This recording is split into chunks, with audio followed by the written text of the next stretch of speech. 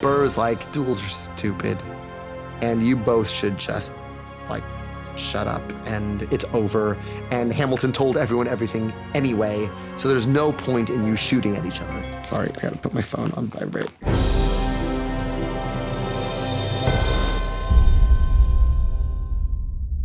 So our story begins in 51 BC. We're in Alexandria, the capital of Egypt, and Cleopatra has just turned 18. She's like, Cleopatra's coming at you. She's fresh, she's young, she's supple, she's like, I'm looking fabulous and fly, and she marries her brother Ptolemy. I'm sorry, marries? Yes, it wasn't weird for them. They were like, we gonna be blood on blood on blood, stacks on stacks on stacks, chicken racks on racks on racks. So now she's the queen, but their little sister Arsinoe, she's like super butthurt about it. Like she's like, yo, I know that I'm 11, but really, I can't be motherfucking queen. Nobody asked me if y'all could get married, so boo to that, boo to that. She's a sneaky, thieving ass, thriving queen. And she had a eunuch that was just like her homeboy. Ganymedes was in the shadows at all times. Like you would only see like a sliver of his face come out the corner, and he'd be like, dogs, that's what we do in Egypt. Dogs. Dogs. So now at this point, Julius Caesar is kicking ass, taking names all over the Mediterranean. Like Julius Caesar's like, what's poppin'? What I take it over. Cleopatra is into that. Like she's like, I'm feeling this. And so she's like, hey, Ptolemy, husband, brother, we should like link up with Rome. Hardcore parkour. Like Cleopatra's like, yo, we should with Rome. Hard as she's like, Rome is f***able.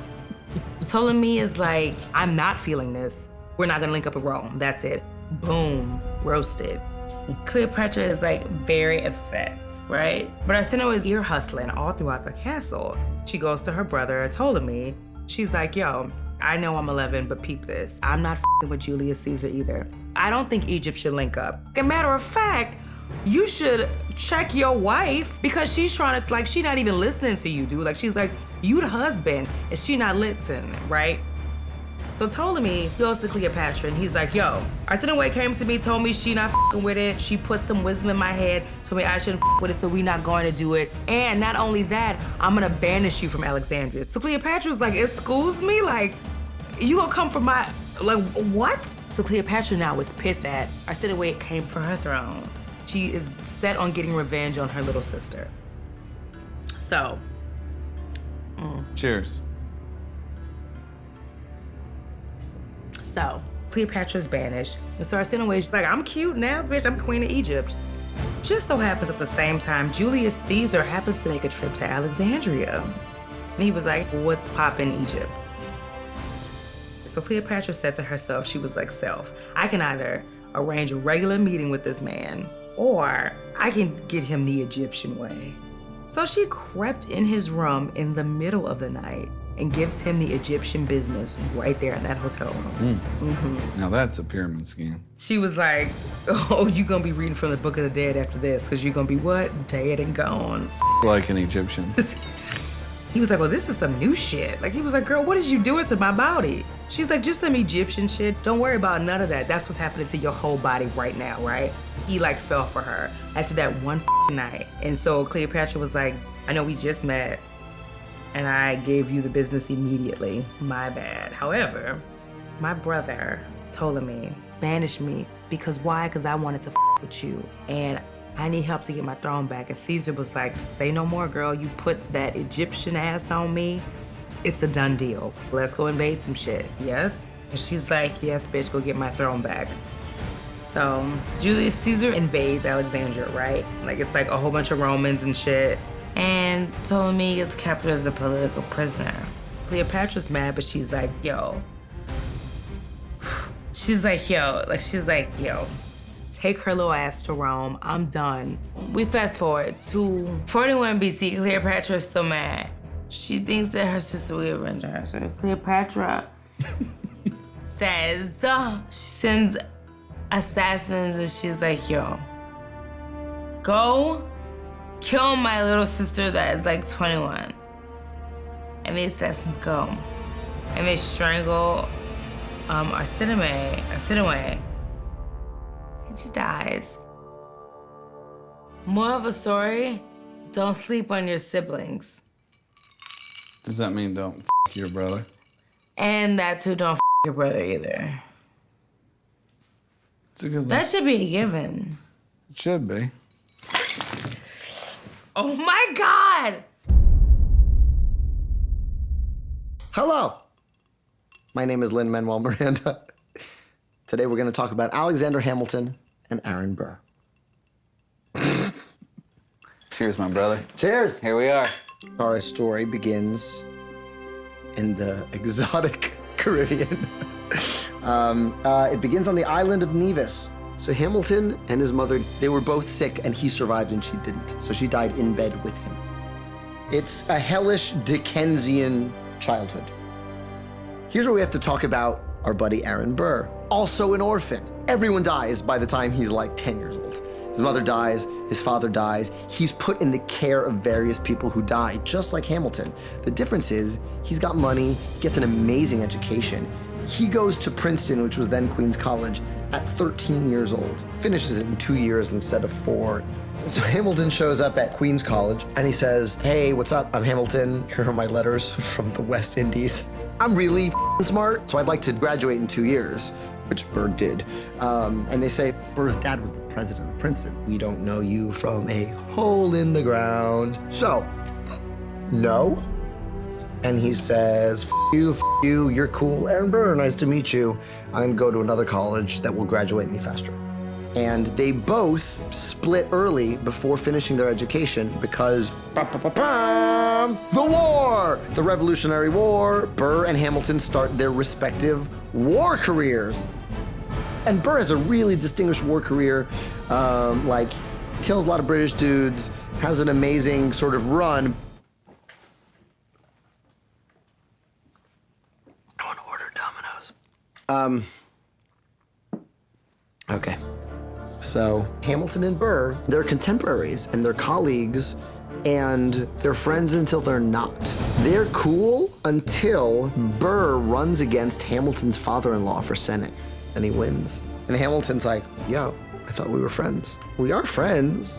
I ran against your father-in-law. He was weak and I won." Like, why can't we still be friends? "'Cause that was my fucking father-in-law and now we're enemies." All right. Let's flash forward. Burr runs for president against Hamilton's arch nemesis, Thomas Jefferson. It was a tie between Jefferson and Burr. And people went to Hamilton and they said, "Hey, should we vote for Burr or Jefferson?" Hamilton was like, "No, vote for Jefferson. I disagree with him. At least he has an ethos." He said, if pressed, like a juice. I don't know what the Burr stands for. And I've known Burr all my life. And Jefferson wins because of Hamilton. So Burr's vice president, he doesn't get shit to do. Like Thomas Jefferson's like, "I trust you about as far as I can throw you, and I can't throw things very far. I have slaves who do that for me." So Burr is suddenly on the other side of this brush with greatness, and he's got nothing. No one trusts him, and he looks around and he goes, "Why don't I have a career in this country I helped fight for and die for?" And he didn't die for it, but like, I helped build this thing, and why is my political career over? And he looks around and the only answer he has is Hamilton. Hamilton talks shit about Burr all the time. So Burr writes a letter to Hamilton. "Dear Alexander Hamilton, motherfucker."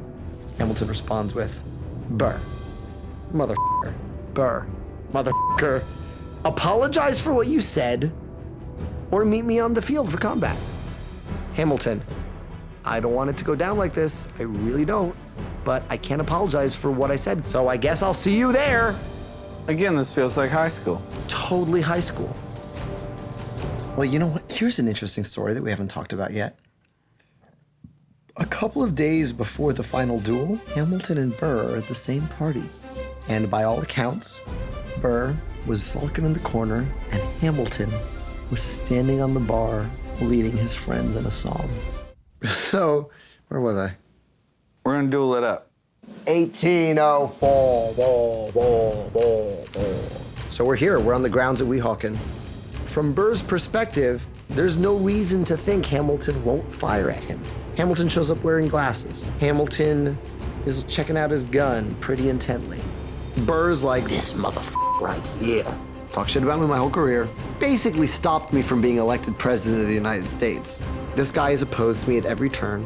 When I look back at my career, he's the one in the way. He's got his glasses on. This guy is checking out his gun pretty intently. This motherfucker is gonna kill me if I don't kill him first. So, they get to that moment. They meet. They count their paces. They turn and fire. Burr aims forward.